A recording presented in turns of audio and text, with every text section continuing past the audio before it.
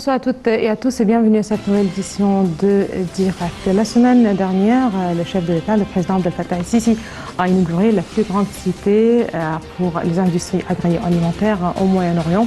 L'occasion de parler de cette industrie ici en Égypte, l'industrie agroalimentaire en Égypte, ou plutôt une industrie certainement à relancer.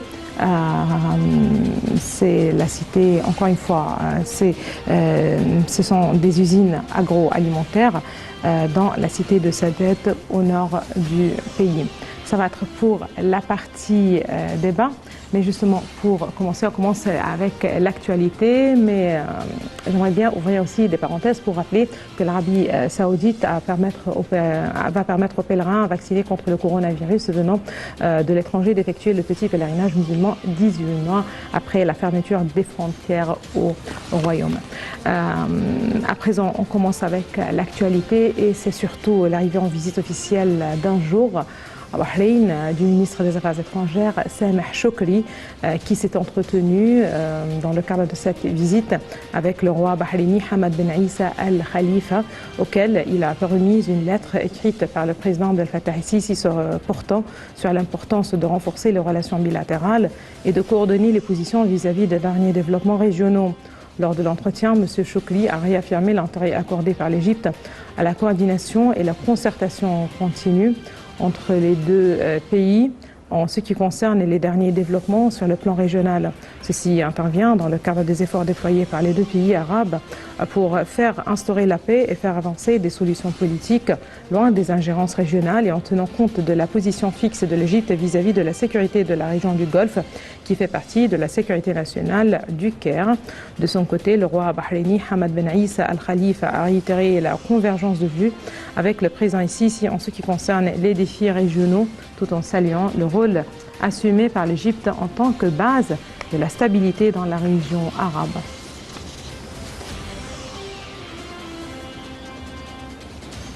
Et voilà, justement pour plus de précisions sur cette visite, mais aussi sur les relations entre l'Égypte et Bahreïn, nous avons le plaisir d'avoir avec nous en ligne, en direct, Dr Hani Abdelaziz, sous-secrétaire général des Nations Unies. Bonsoir, Dr Hani Abdelaziz.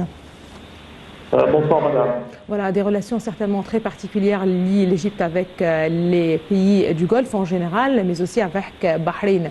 Aujourd'hui, le chef de la diplomatie s'est rendu à Bahreïn où il s'est entretenu avec son homologue bahreïni, mais surtout aussi avec le roi bahreïni Hamad Ben Issa Al Khalifa. Il s'agit certainement d'une visite axée sur les relations bilatérales, mais aussi il était porteur d'une lettre du président Abdel Fattah el-Sisi. Merci madame, oui je comprends totalement l'importance de cette visite et je voudrais la souligner étant donné que tout de même Manama, donc la capitale du Bahreïn, est aussi le siège du Conseil de la coopération du Golfe, donc où le secrétariat existe là-bas et où les représentants des différents pays membres de cette association, le Conseil de coopération du Golfe, siègent là-bas et prennent souvent des décisions communes malgré les intempéries qui se sont passées les dernières années entre ce groupe de pays du Golfe et le Qatar, par exemple.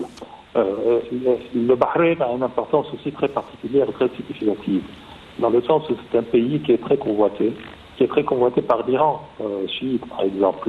Et nous devons nous rappeler qu'il y a un certain moment d'années, il y a eu des émeutes committées par l'Iran dans ce pays où les troupes saoudiennes ont dû intervenir pour établir la paix et l'ordre dans ce pays. Donc la visite de M. Choukri, le ministre des Affaires étrangères égyptien, vient à juste titre pour renforcer la position des différents autres pays des membres du Conseil de coopération du Golfe et les pays du Golfe en général, en appui à la politique et à la situation de stabilité qui doit régner dans le Bahreïn.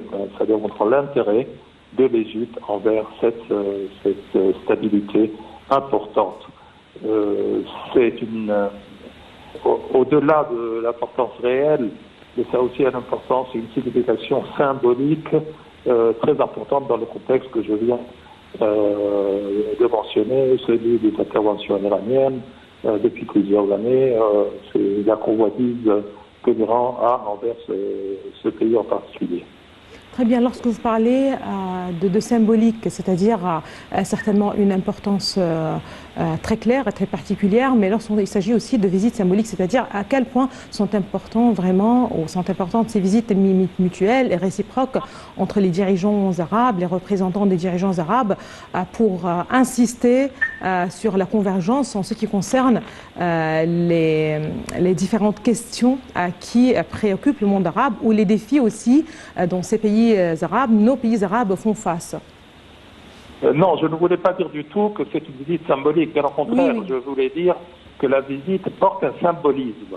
Ce symbolisme, c'est l'appui total de l'Égypte au régime en place et à la stabilité et à la paix au Bahreïn, face aux interventions potentielles qui se sont d'ailleurs passées il y a un nombre d'années, appuyées par l'Iran. Donc il y a un symbolisme plutôt, ce n'est pas une visite symbolique, non. Oui. Au contraire, c'est une visite, je répète, très importante pour démontrer la volonté de l'Égypte à se tenir à côté de ses frères membres des pays du Golfe avec lesquels l'Égypte entretient d'excellentes relations. Donc c'est peut-être un lapsus où je me suis mal exprimé. Mais ça comporte le symbolisme, bien sûr. Ce symbolisme, je le répète, c'est l'appui et le soutien total de l'Égypte à la stabilité de ce pays face aux interventions dont j'ai parlé il y a un certain nombre d'années.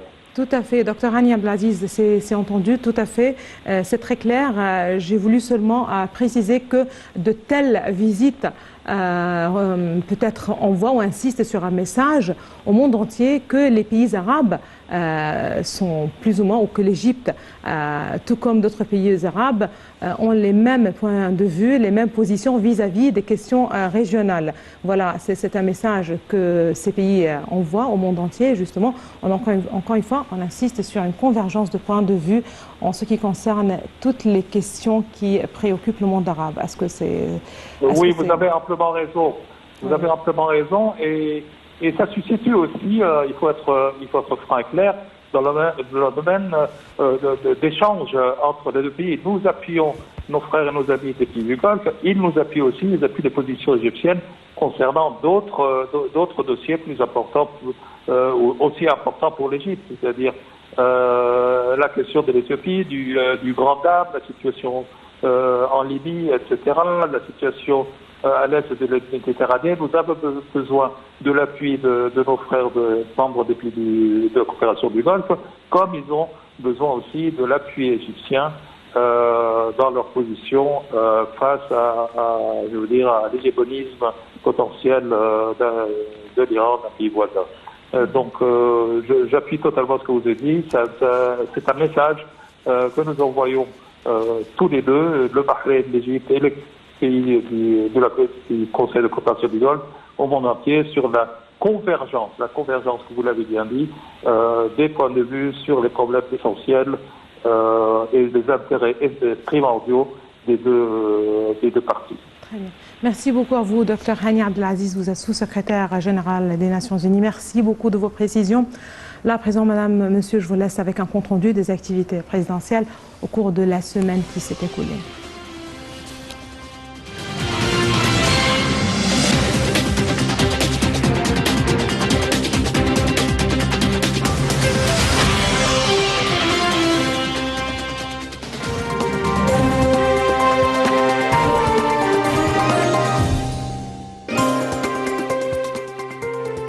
Le président Abdel Fattah el-Sisi reçoit le ministre des Affaires étrangères de la République tchèque, Jakub Kelenek, en présence du ministre des Affaires étrangères, Semeh Chokri, et de l'ambassadeur tchèque au Caire, Jan Volek. Le président el-Sisi suit les travaux de construction du barrage Julius Nyerere pour la production de l'électricité en Tanzanie par un consortium d'entreprises égyptiennes sous la supervision du gouvernement égyptien. Le président el-Sisi souligne l'importance des organismes des fatwas dans la diffusion de la vraie religion et la filtration du discours religieux des fausses idées lors de la réception d'une délégation de participants à la conférence internationale sur le rôle des organismes de la fatwa dans le monde organisée par la maison égyptienne d'El Ifta sous le titre « Les institutions de la fatwa à l'ère numérique ». Le grand mufti d'Égypte, Dr Shawqi Allem, a été présent à la réunion. Le président Abdel Fattah el-Sisi inaugure le complexe industriel agroalimentaire Silo Foods à la ville de Sadat dans le gouvernorat de Monofia. Le président Abdel Fattah el-Sisi rencontre les journalistes et les représentants des médias après l'inauguration du complexe industriel Silo Foods. Le président Abdel Fattah el-Sisi participe par visioconférence à la conférence internationale de soutien au peuple libanais frère qui se tient à l'initiative du président français Emmanuel Macron. Le président el-Sisi envoie un message au peuple libanais frère selon lequel le Liban, qui a toujours été un phare de la culture, de l'art et de la pensée, un important affluent de la créativité arabe, est encore capable, avec la détermination de ses fils, de sortir de sa crise actuelle et de revenir à nouveau pour être prospère et unique comme toujours. Le président el-Sisi adresse sur sa page Facebook un message d'appréciation et de gratitude à l'équipe égyptienne de handball participant aux Jeux olympiques de Tokyo 2020. Le président Abdel Fattah el-Sisi a reçu le ministre irakien de la Défense, le général de corps d'armée Goma Ined Saadoun, en présence du ministre de la Défense et de la Production militaire, le général d'armée Mohammad Zaki. Le président el-Sisi félicite sur sa page Facebook la joueuse égyptienne Feriel Ashraf pour avoir remporté la médaille d'or en karaté aux Jeux olympiques de Tokyo 2020.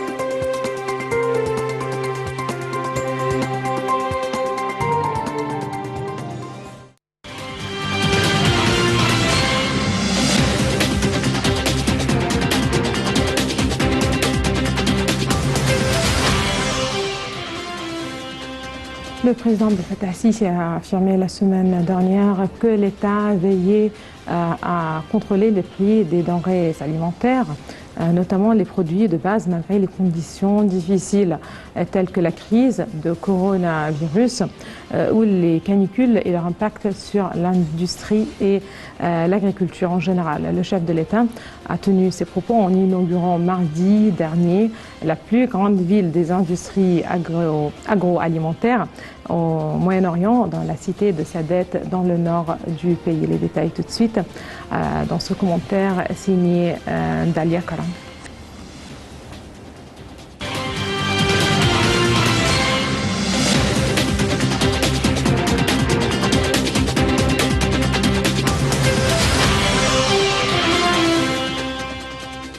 Le président Abdel Fattah el-Sisi a inauguré mardi la ville des industries agroalimentaires baptisée Silo Foods dans la cité de Saada, dans le gouvernorat de Monofia, au nord du Caire, qui est la plus grande en son genre dans le monde arabe. Silo Foods est construite sur une superficie de 135 acres avec un total de 567 000 mètres carrés.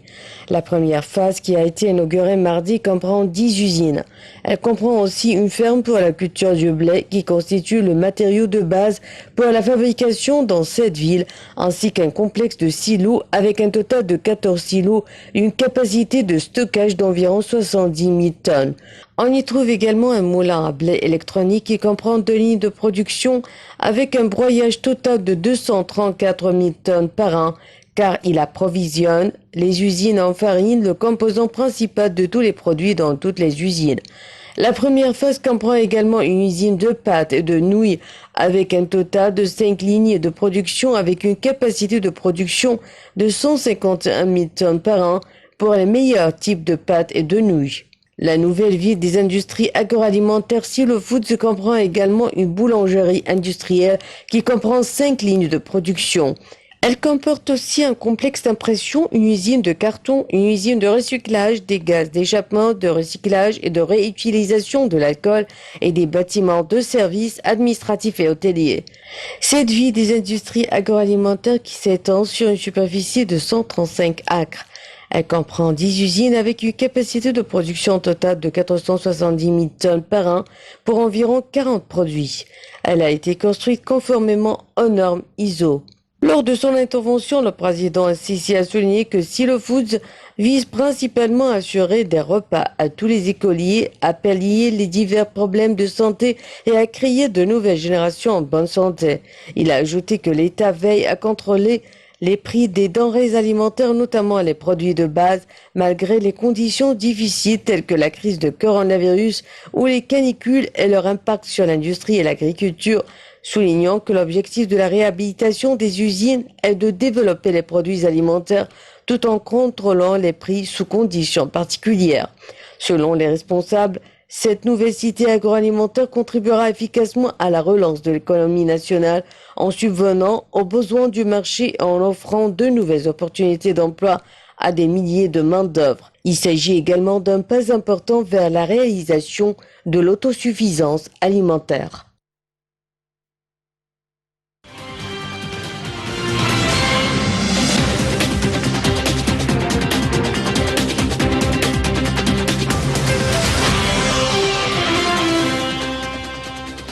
Voilà. Et à présent, nous avons avec nous en ligne, en direct, pour parler justement de l'industrie agroalimentaire en Égypte, mais aussi de cette nouvelle cité pour les industries agroalimentaires. Nous avons le plaisir d'avoir avec nous en ligne, en direct, M. Ahmed El-Laissi Nassif, qui est un expert en économie. Bonsoir, M. Ahmed.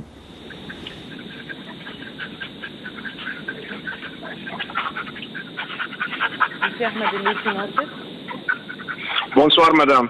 Bonsoir. Voilà, on parle justement de Silo Foods, cette plus grande ville des industries agroalimentaires au Moyen-Orient. Le chef de l'État a inauguré justement cette cité la semaine dernière. Pour rappel, Silo Foods se trouve dans la ville de Sadat City, dans le gouvernorat de Mounofia, au nord du Caire. Tout d'abord, quel regard vous portez justement sur ce projet tellement important? Ok. Je pense que l'administration présente est en train de améliorer pas mal des choses. Je ne veux pas utiliser le mot faute, mais si on se rappelle tous, quand la ville de Sadat a été construite, il n'y avait pas autant de planification urbaine et des raisons pour attirer une population. Donc, il y avait toujours, pour n'importe quelle usine qui ouvrait là-bas, la question la plus importante était d'où on va apporter les travailleurs. Et parce qu'il n'y avait pas une ancienne ville dans cet endroit, ni il y avait de présence économique ou d'activité économique. Donc, qu'est-ce que l'administration présente sont en train de faire? C'est un épée à double tranche. La première, ils sont en train d'entrer dans un domaine qui est très important pour stabiliser le marché des petites biscuits et l'alimentation simple, surtout pour les élèves des écoles. Donc ça, c'est un objectif. Et en même temps, de l'autre côté, ils sont en train de revitaliser une ville où il y avait pas mal d'investissements pratiquement non utilisés dans l'infrastructure de cette ville parce qu'il n'y avait pas une raison pour les gens qui partent travailler là-bas.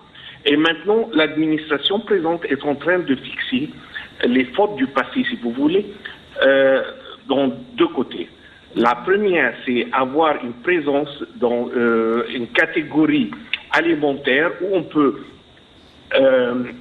offrir des petits snacks aux élèves des écoles avec les plus compétitifs prix qu'on peut avoir. Ça, c'est d'un côté. Et de l'autre côté, ils sont en train de revitaliser une ville qui était presque, je ne vais pas utiliser le mot morte, mais très loin de les aspirations qui étaient présentes quand on a mis l'investissement des infrastructures. Donc, je pense que c'est un pas très stratégique. On est en train de gagner sur plusieurs domaines par ce projet et je pense que c'est très bien fait. Très bien. Justement, pour rappel, Ce projet comprend aussi une ferme pour la culture du blé qui constitue le matériau de base certainement pour la fabrication dans cette ville, ainsi qu'un complexe de silos avec un total de 14 silos, une capacité de stockage d'environ 70 000 tonnes, beaucoup d'investissements en fait. Et comme vous l'avez mentionné, c'est une industrie aussi qui est destinée justement à satisfaire des besoins alimentaires chez les jeunes à l'âge de l'école. Encore un intérêt particulier à cette tranche de la population, un intérêt particulier accordé à la santé des élèves. Tout à fait. Moi, je suis privilégié de certaines informations du côté privé, si vous voulez, que je savais qu'il y avait des propositions par des sociétés, comment dire, des sociétés compétitives, et les prix qui a été demandé au gouvernement n'étaient pas satisfaisants. Ce que je peux comprendre, parce que les sociétés commerciales ont un but de faire de profit. Ils ont normalement des coûts fixes et des charges qui sont assez élevés, et donc ça coûte beaucoup si on veut alimenter ces élèves ou ces écoles par une société privée. Et là, je pense que l'administration a fait un très bon pas. Ils ont parti, s'ils ne pourraient pas l'acheter, ou pour tout le monde, ou c'était trop cher, donc ils ont commencé à le faire eux-mêmes. C'est pas une technologie comme on dit, de nucléaire, hein, ce sont des biscuits et du lait. Et c'est ça, c'est quelque chose de très basique, mais qui malheureusement manque à pas mal de pourcentage. J'ai pas tous les chiffres en tête, mais je pense que la plupart des élèves des écoles publiques n'ont pas le privilège d'avoir quelque chose aussi simple que ça. Et ça, je vois qu'il y a une stratégie de 360 degrés par l'administration. Ça veut dire quoi?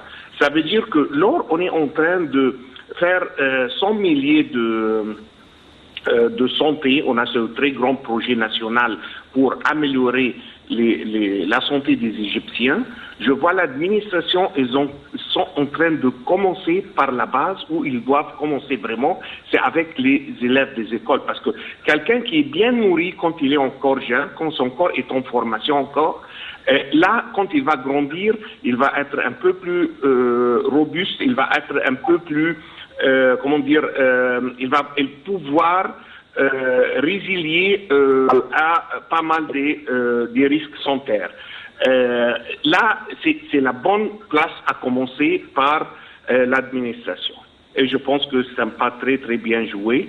Ça va adapter, on va offrir ça, on va utiliser l'infrastructure, l'investissement mis dans l'infrastructure de cette ville qui n'est pas utilisé du tout malheureusement.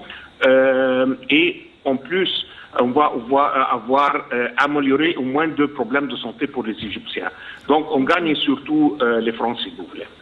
Très bien. Justement, pour rappel et pour insister sur ce que vous venez justement de rappeler, Monsieur Ahmed El-Laissi Nassef, c'est que lors de son intervention, le président Sisi a souligné que Silo Foods vise principalement à assurer des repas à tous les écoliers, à pallier les divers problèmes de santé et à créer de nouvelles générations bonnes de santé, comme vous l'avez justement rappelé. Aujourd'hui, on parle et de la qualité. Vous voyez, je n'avais pas entendu ça avant que je parlais, mais c'est clair. Voilà, c'est clair, ça se voit. Tout à fait. Et là, encore une fois, on insiste et sur la qualité et sur le prix. C'est-à-dire qu'il s'agit d'une industrie qui fait partie justement des projets de l'État. Donc, tellement on est sûr, certainement, par rapport à la qualité, c'est aussi, et d'un autre côté, une infrastructure, une des usines qui ont été mises en place selon les normes les plus sophistiquées, les plus modernes. Et encore une fois, on parle de prix qui seraient plus ou moins modérés, puisqu'aussi le chef de l'État a rappelé que l'État veille à contrôler les prix des denrées alimentaires. Absolument, c'est ça. Très bien. Et une dernière, un petit commentaire. Oui. des projets pareils, ça existe dans tout le monde. Hein. C'est pas une nouveauté. Et ça, c'est très intéressant à remarquer parce que pratiquement dans tout l'Ouest, on offre quelque chose pareil pour les enfants. Et là, ça aide encore une deuxième fois à donner, à faire grandir des jeunes avec une bonne santé. Et malheureusement, dans les administrations précédentes, ça, un objectif pareil n'a pas été, comment dire, atteint ou sans focus. Et là, on est en train de fixer une deuxième fois quelque chose pareil. C'est très très important et je pense que c'est une très bonne idée, un très bon move par l'administration présente. Un point peut-être que vous avez justement évoqué tout à l'heure, c'est la main-d'œuvre ou les offres d'emploi, puisque aussi cette nouvelle cité agroalimentaire contribuera efficacement certainement à la relance de l'activité économique, de l'économie en fait nationale, en subvenant aux besoins du marché et en offrant de nouvelles opportunités d'emploi à des milliers de main-d'œuvre. Ça fait partie des grands projets nationaux lancés au cours des dernières années ici en Égypte. Absolument. Absolument. Créer de nouvelles communautés dans de nouvelles villes, mais aussi avec des offres d'emploi et des industries sur place. Mais les deux partent dans la même direction parce que personne ne va aller seulement vivre au plein désert comme ça. Il n'y a pas de raison, il n'y a pas d'une activité économique. Ça, c'est une base pour attirer la population. On doit toujours avoir une activité économique. Et c'est là où l'administration précédente a raté cet objectif. Ils ont construit une infrastructure, ils ont investi, mais il n'y avait pas une raison pour que les gens partent vivre là-bas. Qu'est-ce qu'ils vont faire? Il n'y a rien. OK? Et quand on commence quelque chose pareil, qu'est-ce qui va se passer? Il y a l'effet de boule de neige. Ça veut dire qu'on va avoir l'usine. Et là, l'usine, il va avoir les gens qui travaillent là-bas, qui vont avoir besoin d'acheter leur alimentation. Donc, on va avoir des petits magasins qui vont s'ouvrir. Ils vont avoir besoin de leurs besoins quotidiens dans la vie. Donc, pas mal des activités vont sortir comme des petits champignons juste autour de ça. Et c'est comme ça la première noyau qu'on est en train de mettre, puis l'activité va rouler comme une boule de neige, et là, on va utiliser une ville qui a été presque vide pour, je ne sais pas, de 40 ans, si je ne me trompe pas, ou quelque chose comme ça. D'accord.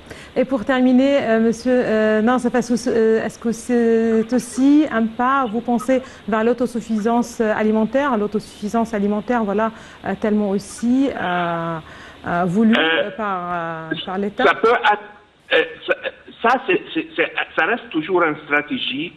Ça aide, mais je pense que la satisfaction à 100% alimentaire, ça doit partir, ou ça doit commencer à la base.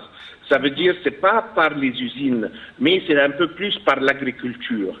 Donc, la première chose qu'on doit faire, on doit sécuriser les besoins de l'Égypte à 100% de l'utilisation de blé, de riz et d'autres produits alimentaires, mais sur le niveau d'agriculture pour commencer avec. Et après, ça devient un rôle assez simple de technologie. Si on a le blé, c'est quoi un biscuit, hein? C'est un peu de blé, c'est un peu de sucre et peut-être un peu de chocolat ou un peu de quelque chose, vanille ou quelque chose comme ça, ok? Et c'est ça la base de ces produits, ok? Si on a la base, donc on peut le faire. Mais une usine, c'est une usine de transformation. On fait la transformation du produit d'une forme à l'autre. Donc, on doit avoir la base des matières premières, ça c'est la première chose à faire. Que le président est bien sûr, bien notamment, il est en train de travailler sur ça avec son projet de 6 millions d'hectares à cultiver.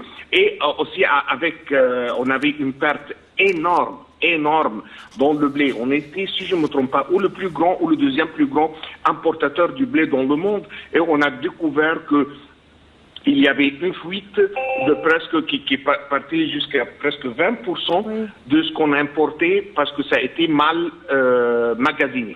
Et là, quand on est en train de fixer toute la chaîne de supply chain, on est en train de protéger et réduire les besoins des matières premières aussi. Très bien. Et justement, pour rappel, et en ce qui concerne cette cité pour la production ou pour les industries agroalimentaires, il s'agit aussi d'un projet qui comporte une ferme pour la culture de blé sur place. Merci beaucoup à vous, Monsieur Ahmed Elli. Sinon, vous êtes expert en économie. Merci beaucoup de vos précisions. Et justement, on reste avec cette industrie alimentaire. Pour rappel, c'est l'un des secteurs d'exportation les plus importants et les plus dynamiques en Égypte. Bref, aperçu justement du marché alimentaire en Égypte dans ce commentaire.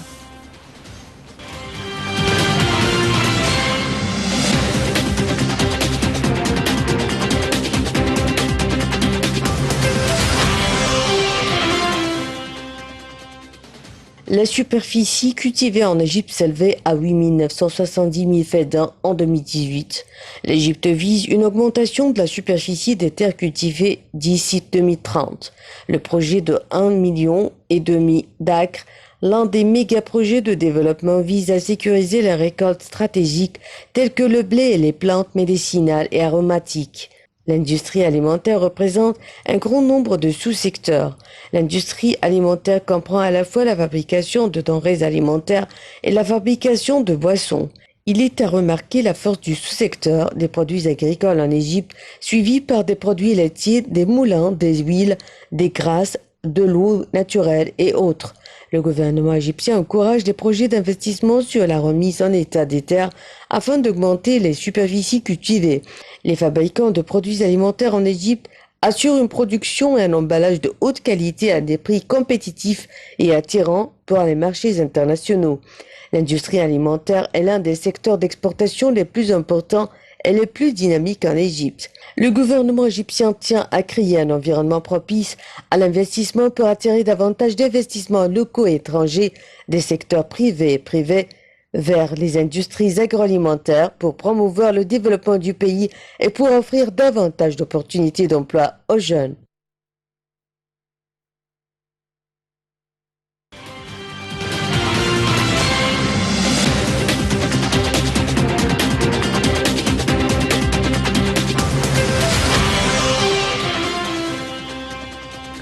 Et voilà, pour plus de précision, encore une fois, sur cette industrie, l'industrie alimentaire, mais aussi sur cette nouvelle cité pour la production agroalimentaire, nous avons le plaisir d'avoir avec nous en ligne, en direct, M. Nadim Samna, qui est consultant international en stratégie d'entreprise. Bonsoir, M. Nadim Samna. Bonsoir. Voilà, retour justement pour parler de cette cité pour les industries agroalimentaires. Et encore une fois, on insiste sur un projet qui fait partie des projets nationaux lancés ces dernières années par l'État. Au cours en fait de sa tournée d'inspection dans la nouvelle ville des industries agroalimentaires, à Silo Foods, dans la ville de Sadat, au nord du Caire, le président Sisi a insisté sur l'importance de l'autosuffisance alimentaire. Il a précisé que l'État veillait à contrôler les prix des denrées alimentaires, notamment les produits de base. À quel point un tel projet pourrait-il justement contribuer à contrôler les produits ou les prix des produits de base, des produits alimentaires de base? Les prix sont en fonction de l'offre et la demande. Donc le fait d'augmenter l'offre avec les produits qui sont issus de ces usines, on arrive à contrôler les prix. Et ça permet d'avoir autant assez d'offres pour que les marchands n'aient pas besoin d'augmenter les prix pour faire face à la demande. Monsieur Nadim Samna? Oui, vous m'entendez? Oui, je vous entends très bien. Donc, en fait, le président El-Sisi, lors de ses déclarations à la presse, il a insisté sur l'importance justement de préserver les terres agricoles. Il s'est adressé même aux citoyens, il les a exhortés à préserver les terres agricoles restantes, soulignant que la construction illégale sur les terres arables était le problème majeur dans la campagne égyptienne. Aujourd'hui, l'État a lancé plusieurs justement initiatives pour contrôler en fait, pour permettre la préservation des terres agricoles. Aujourd'hui, quand on voit de tels projets, est-ce que les citoyens pourraient justement être conscients de l'importance des terres agricoles et à tel point justement les produits ou les récoltes, la culture en général ici en Égypte pourrait-elle justement contribuer et à relancer l'économie mais aussi à satisfaire le marché local? Bien sûr, enfin, ça fait très longtemps qu'on est conscient de ce problème. Ça fait des décennies, mais le problème s'est aggravé après 2011 et on va dire la perte du contrôle d'État sur l'entièreté du territoire. Et on voit que l'État il a pris les bonnes mesures pour combattre ce problème. On voit que toute l'année dernière il y a eu des travaux pour régulariser toutes les constructions qui étaient sans permis et c'était précisé que les constructions sur les terres agricoles n'étaient pas permises et donc c'est vraiment pour augmenter, disons, le prix pour les agriculteurs qui commencent à utiliser une partie de leurs terres agricoles pour y habiter. Mais avec l'État, il a donné l'alternative. Il a expliqué que dans les autres pays, l'agriculteur n'a pas besoin d'habiter sur sa terre. On peut avoir des centres-villes dans les villages pour que les agriculteurs habitent et ensuite on réserve les terres agricoles pour l'agriculture. Très bien. En tout cas, c'est sûr que l'Égypte, la population d'Égypte augmente de 2,5% par an. C'est autant de bouches à nourrir chaque année. Et si l'Égypte veut préserver son indépendance, il faut qu'elle assure sa sécurité alimentaire à travers les produits agricoles. Très bien. Est-ce que cette nouvelle cité agroalimentaire pourrait justement contribuer efficacement à relancer l'économie égyptienne? Elle y contribue, bien sûr. Enfin, c'est une usine, donc c'est autant d'offres d'emploi, c'est de l'industrie, donc c'est de l'emploi durable. Ce sont des investissements de long terme. C'est aussi une usine, enfin des usines qui sont gérées de manière moderne, qui ont été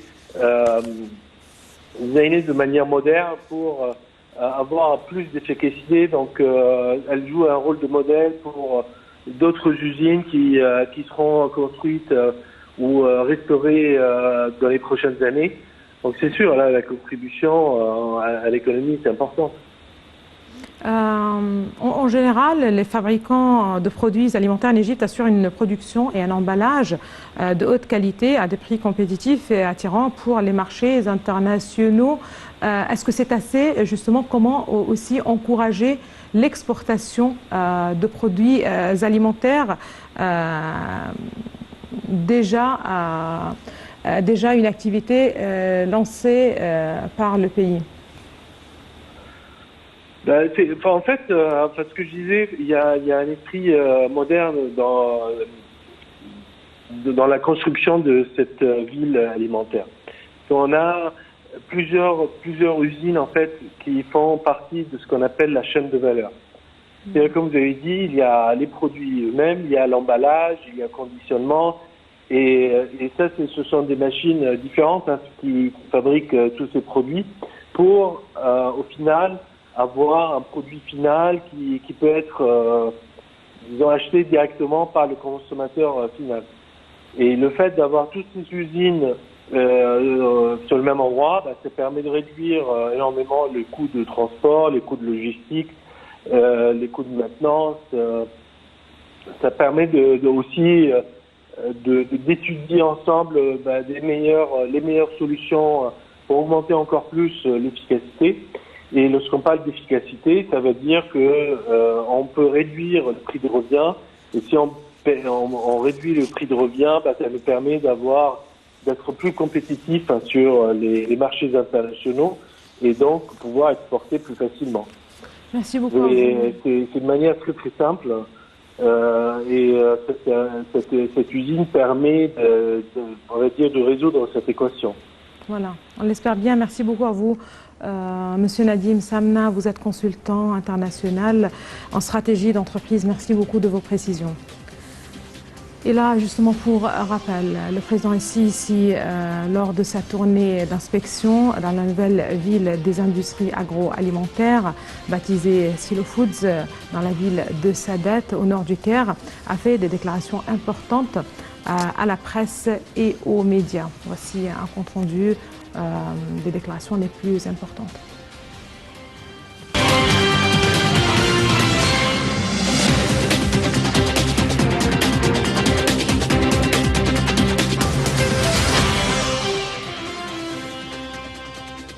Le président Abdel Fattah al-Sisi a exhorté les citoyens à préserver les terres agricoles restantes, soulignant que les constructions irrégulières sur des terres arables est le problème majeur dans la campagne égyptienne. Le président al-Sisi a tenu ses propos mardi en s'adressant à la presse et aux médias au cours de sa tournée d'inspection dans la nouvelle ville des industries agroalimentaires baptisée Silo Foods dans la ville de Sadat, au nord du Caire. Il a souligné que la croissance démographique est un problème majeur qui a affecté la subvention du pain, soulignant l'impératif de réguler cette croissance pour être à même d'assurer une vie décente à chaque citoyen. Le président a annoncé à cet effet que l'État était prêt à augmenter le prix du pain subventionné dans le cadre de son programme de mesures de rigueur pour le redressement économique du pays. Le temps est venu d'augmenter le prix de la miche de pain, a déclaré le président. La miche de pain pesant 90 grammes coûte actuellement 5 piastres, soit 2 centimes d'euros. Le président n'a pas précisé quel serait le nouveau prix. Ce n'est pas réaliste de vendre 20 miches pour le même prix qu'une cigarette. Cela doit cesser, a-t-il ajouté. Le président Sisi a souligné que l'État se préoccupait d'améliorer les réseaux routiers électriques, le système de drainage, d'irrigation et de communication, en plus d'améliorer l'accès à l'eau potable dans les zones rurales. Il a ajouté que l'État élabore un nouveau système visant à résoudre d'innombrables problèmes qui préoccupaient les citoyens, citant à titre d'exemple la nutrition scolaire. Notant qu'au moins 12 millions d'élèves sur les 23 millions d'élèves sont ciblés par ce système. Il a rappelé qu'1,5 million d'enfants avaient un problème de rachitisme et que l'État pourrait les aider via des programmes qui les viseraient.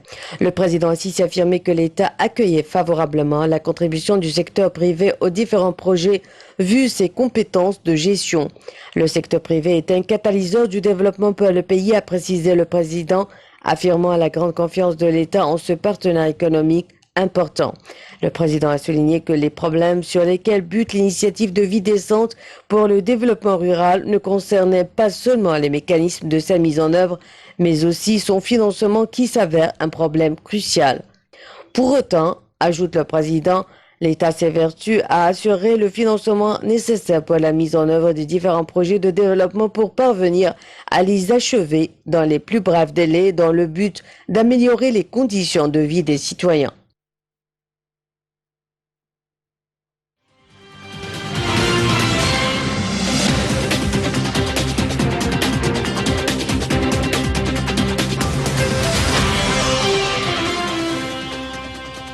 Alors, Madame, Monsieur, c'est ainsi que prend fin cette édition de direct. Merci de l'avoir suivi. Mais justement, avant de se quitter, j'aimerais bien souhaiter une très bonne année, une très bonne nouvelle année de l'Hégire pour toute la nation musulmane et pour les musulmans dans le monde entier. Très bonne année.